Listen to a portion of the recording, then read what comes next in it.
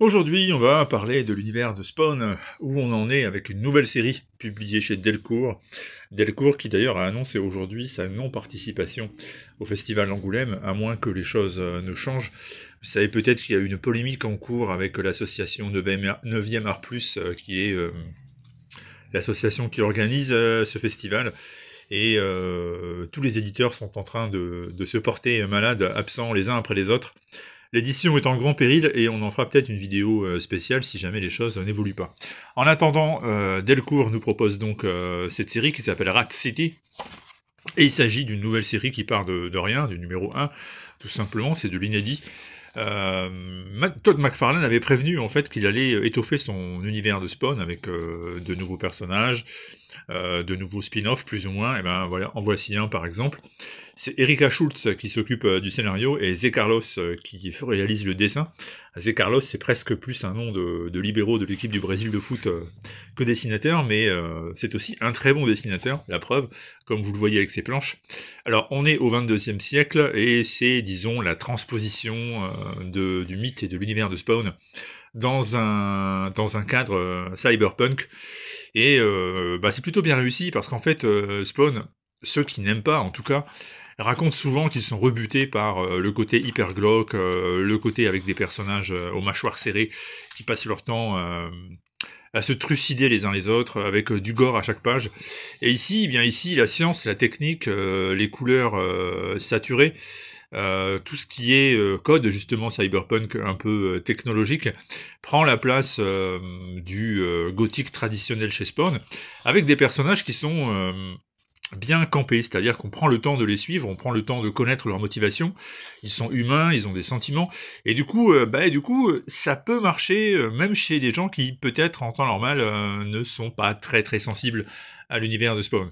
Le personnage principal ici, c'est pas Hal Simmons, hein, ça va de soi, il n'apparaît pas dans cette série, en tout cas pas vraiment, et le personnage s'appelle Peter Cairn, et c'est un soldat qui a pris l'habitude d'aller sur des terrains d'opération peu reluisants, avec des missions où ses faits d'armes ne sont pas très glorieux, jusqu'au jour où il rentre au pays sans bras, sans jambes. En fait, il a été victime d'une explosion et il va être plus ou moins transformé en une sorte d'homme augmenté avec des technologies modernes, des jambes et des bras artificiels, qui vont être des jambes en fait, hein, d'ailleurs pas des bras, qui vont lui être greffés donc par une société qui s'appelle Pharmatech Solutions.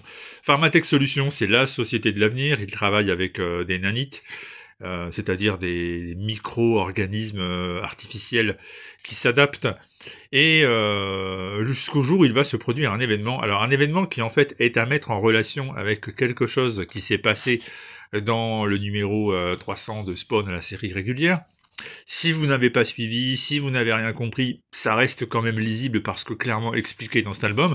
Et donc les prothèses de notre ami Peter Cairn vont se voir transformées en réceptacle pour le symbiote de Spawn, le symbiote du futur, et il va donc à son tour se transformer, à son tour petit à petit perdre le contrôle, parce que quand il devient la version moderne de Spawn, on va dire qu'il perd la capacité de décider ce qu'il fait. Ce n'est plus lui qui est aux commandes, et évidemment ça peut poser des gros problèmes.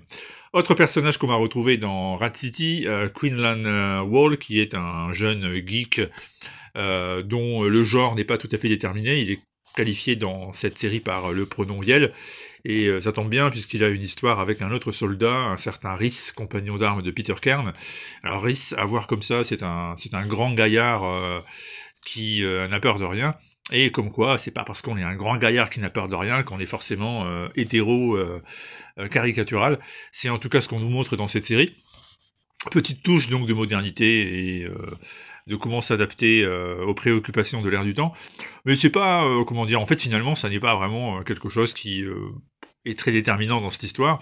Ce qui est vraiment déterminant, c'est le style de Zé Carlos, c'est la manière de réadapter toute la mythologie Spawn avec un ton cyberpunk. Et puis c'est le fait que c'est bien fait. C'est-à-dire que globalement, j'ai trouvé ça très intéressant, même si ça met un peu de temps à démarrer, hein, il faut attendre 40-50 pages pour vraiment saisir qu'on est dans un univers plus ou moins celui de Spawn. Mais une fois qu'on y est, on y est. Et ce premier volume de Rat City, c'est plutôt une bonne surprise, donc il est fort possible que ça vous intéresse. Si vous êtes prévenu, vous savez quoi faire.